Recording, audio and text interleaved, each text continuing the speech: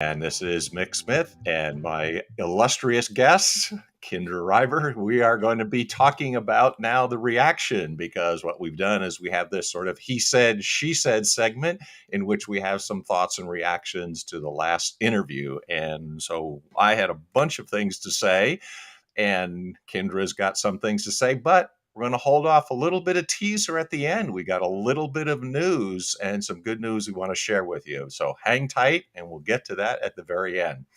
But in any case, what I wanted to say is that there were a number of points that I thought were really helpful. And so I'm going to just say some of the things, and I hope these were helpful as well to our audience, because there was a definition of parental alienation syndrome, which has changed over time. But almost more importantly, I would almost think that is the fact that it's recognized now, because I've even heard people say, what is this? They don't know what it is or recognize it as a phenomenon. So I think that's important. And I do want to stress that as well, too.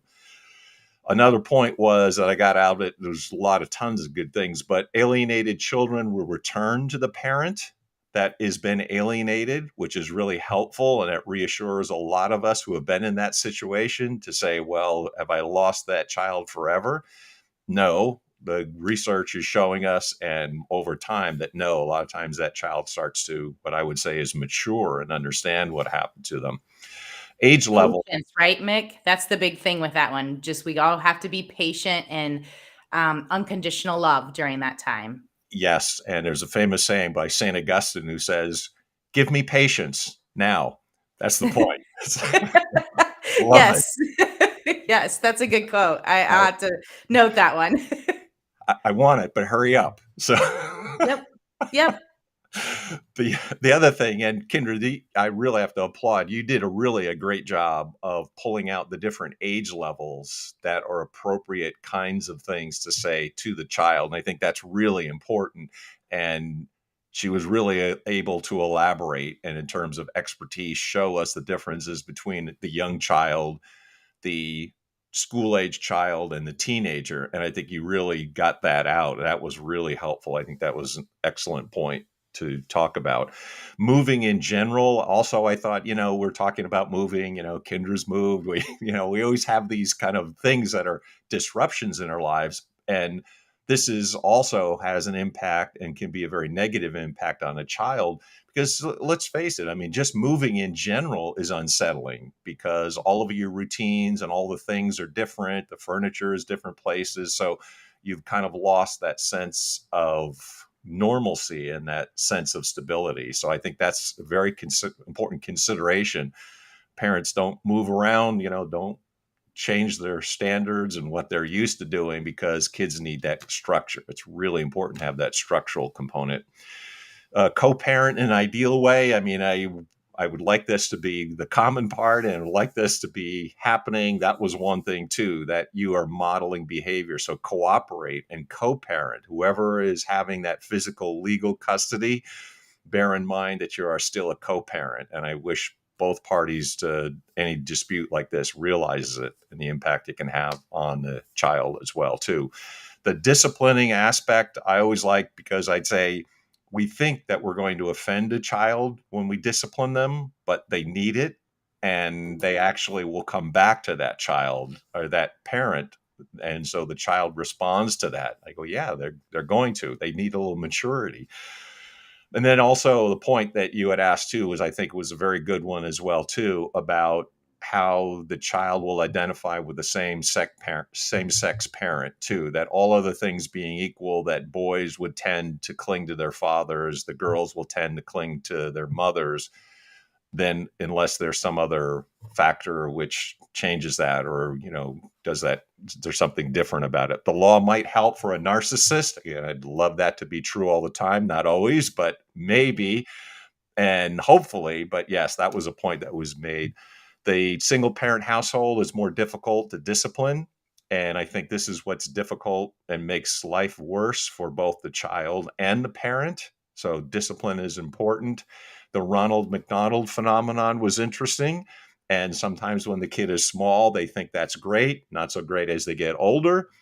but then you have to discipline them, and that is what helps them to grow into a healthy, mature adult, and hopefully for their own folks. So there's a lot of information, and I covered pretty quickly, but those are some of the high points, I thought.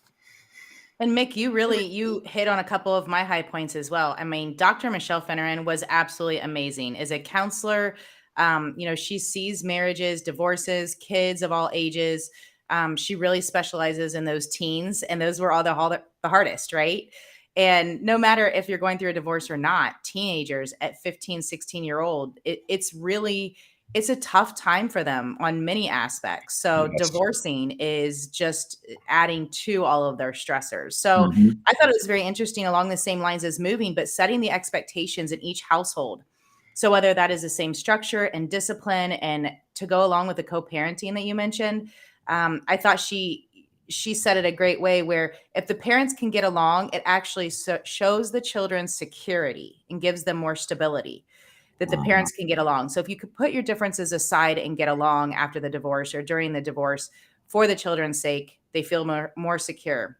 And then just setting those expectations in each of the household, whether they're the same or they're different, Mhm. just setting those expectations so the children know what to expect when they walk in the house. So it's not, constantly changing. So the less change we can give them, the better through a divorce. And I think that's what you were saying with the moving as well. So Michelle was absolutely great.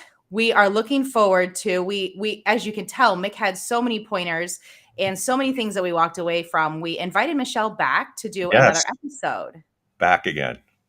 Yes. Yes. So when she's coming back here in a week or two, you're going to hear another episode from her.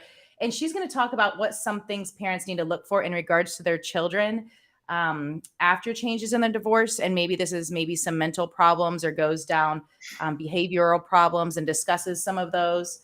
She's going to talk about how to make the process of divorce as smooth as possible. And, you and I would love to know that, right? Mick, and I'm sure Yeah. our listeners. So any pointers she can give towards that.